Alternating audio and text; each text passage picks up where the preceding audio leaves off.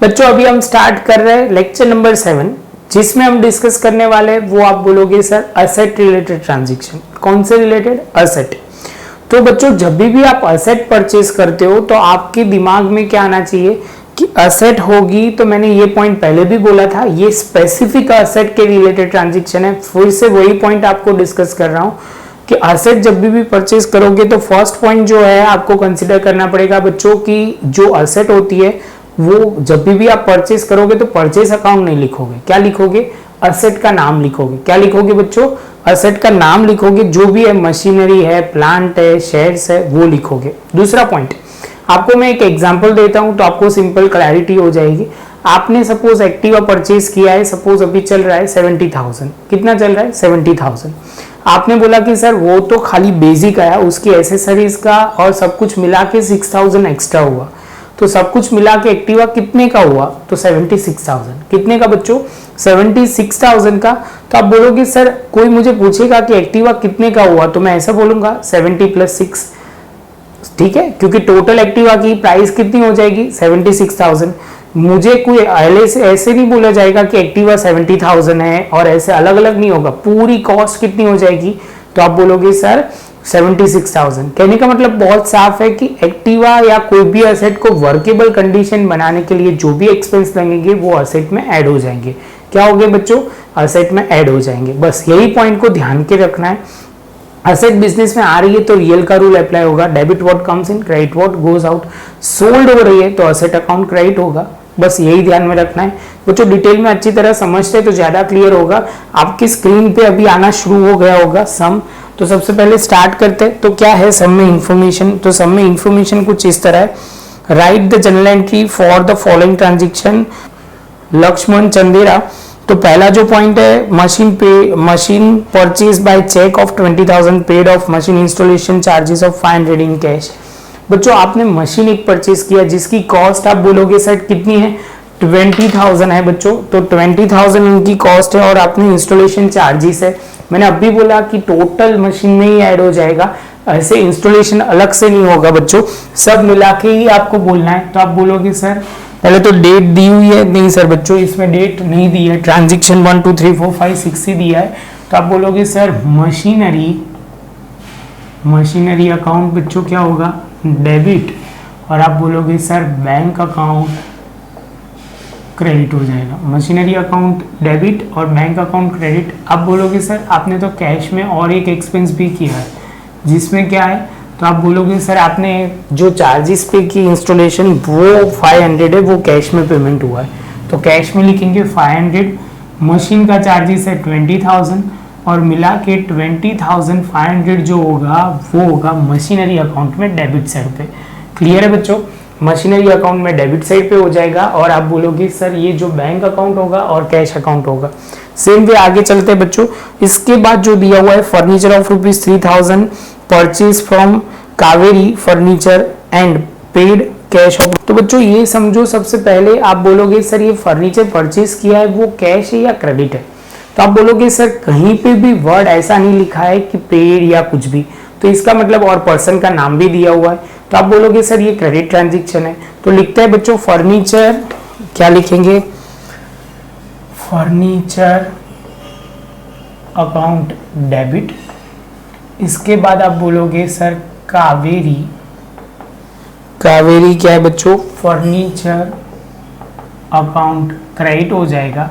और आपने कैरेज जो पे किया है तो आप बोलोगे सर कैरेज कैश में पे किया हुआ है, ये 3,000 और टोटल मिला के 3020 हो जाएगा।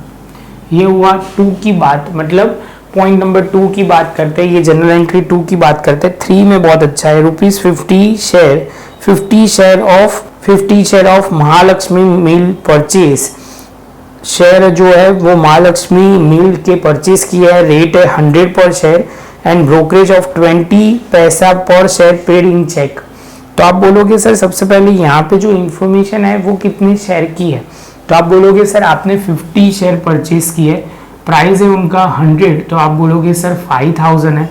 प्लस आप बोलोगे सर इसका जो चार्जेस है वो आपने कितने पैसे पर पैसे दिए? तो आप बोलोगे सर 5,000 का 20 पैसा। तो अभी आप बोलोगे सर आप 50 पैसा मतलब 50 शेयर के 20 पैसा पर ईच दे रहे हो, तो आप बोलोगे सर ये हो जाएगा 10 रुपीज, तो 1050 जो टोटल मिला के आप करोगे तो हो जाएगा 1050। आप बोलोगे सर ये इन्वेस्टमेंट है, एसेट है, तो एसेट अकाउंट बिजनेस में एसेट आ रही है, तो आप बोलोगे सर वो डेबिट हो जाएगा। तो आप बोलोगे सर जो नाम क्या है, महालक्ष्मी शेयर मिल अकाउंट, महालक्ष्मी शेयर्स मिल शेयर्स अकाउंट डेबिट। और आप पेमेंट कैसे कर रहे हो बच्चों, कुछ बोला है उसके बारे में, तो उन्होंने बोला है सर सारा चेक से हो रहा है, तो बैंक अकाउंट क्या होगा बच्चों, क्रेडिट हो जाएगा। और आप बोलोगे सर ये इसमें अमाउंट कितनी डालेंगे, 1050। बच्चों मुझे तो एक ही चीज़ बोलनी है कि जब भी आप कोई भी एक्सपेंस करोगे मशीनरी रिलेटेड या कोई भी असेट के रिलेटेड, तो वो एक्सपेंस उसमें ऐड हो जाता है, बस वो ध्यान में रखना है। इसके साथ बच्चों आप बोलोगे सर ये पॉइंट क्लियर है। फोर्थ की बात करते हैं, for furniture of ₹5000 given of rupees. Fourth वाला बच्चों बहुत अच्छा है, जिसमें शांति से समझते हैं। For furniture 5000 goods given of 4000। आपने फर्नीचर लिया 5000 का, कितना गुड्स दिया, तो आप बोलोगे सर 4000। तो आप बोलोगे sir goods given other than sales है, तो परचेज अकाउंट तो क्रेडिट होने ही वाला है। ये याद आ रहा है बच्चों, ये मैंने समझाया था कि अदर देन कैश होगा, अदर देन सेल्स होगा, तो आप क्या लिखोगे, परचेज अकाउंट क्रेडिट होगा। डेबिट क्या होगा, तो फर्नीचर अकाउंट डेबिट होगा। तो पहले ये लिखते हैं बच्चों। आप बोलोगे सर इसमें जो मेन पॉइंट है कितनी अमाउंट आएगी, फर्नीचर एक पड़ाव आपने पास कर लिया बच्चों कि यहाँ पे एंट्री थी वो क्लियर कर दी, लेकिन उसके बाद जो है वो आपको क्लियर करना बहुत जरूरी है कि कितनी आएगी। तो आप बोलोगे सर सिंपली गुड्स हमारे पास से कितने का गया, गुड्स हमारे पास से कितने का गया उतनी एंट्री यहाँ पे आएगी। तो आप बोलोगे सर 4000 हमारे पास से गुड्स गया, तो 4000 की एंट्री होगी। क्लियर है बच्चों। इसके बाद आगे चलते, and old machine of ₹6000 sold for 5000। तो बच्चों अभी मशीन बेच रहे हैं, मशीन की जो प्राइस है वो 6000 है, लेकिन आपने बेचा 5000 में, तो आप बोलोगे सर इनडायरेक्टली लॉस हुआ 1000। लॉस आपको पता है नॉमिनल के हिसाब से loss and expense account debit होता है। तो आप बोलोगे चलो सर लिखना शुरू करते हैं। सेल करेंगे तो पैसे आएंगे मशीन को, कैसे बोला है सब में, कुछ भी नहीं बोला। तो आप बोलोगे सर कैश अकाउंट डेबिट करोगे, कैश अकाउंट डेबिट करोगे। आप बोलोगे सर लॉस तो भी डेबिट करना है ना, loss on sale of machinery, क्योंकि ये जो है मशीनरी सेल करने की वजह से आप बोलोगे सर क्या हुआ, आपको लॉस हो गया, तो loss on sale of machinery account debit होगा। और क्रेडिट क्या होगा बच्चों, तो आप बोलोगे सर मशीनरी जा रहा है तो मशीनरी अकाउंट क्रेडिट होगा। आप बोलोगे सर 6000 का था, 1000 लॉस हुआ और 5000 हमारा वो कैश में आएगा। क्लियर है बच्चों। जैसे ये पॉइंट होगा उसके बाद लास्ट एंट्री आ गई, लैंड परचेज ऑफ ₹50,000 एंड इनका 2000 for documentation and legal charges, payment is made in cash. तो आप बोलोगे सर आपने क्या किया है, लैंड परचेज की है, टोटल जो हुआ है लैंड के चार्जेस मिला के डॉक्यूमेंटेशन सब कुछ, तो आप बोलोगे सर 52,000 की आपने लैंड परचेज कर दी।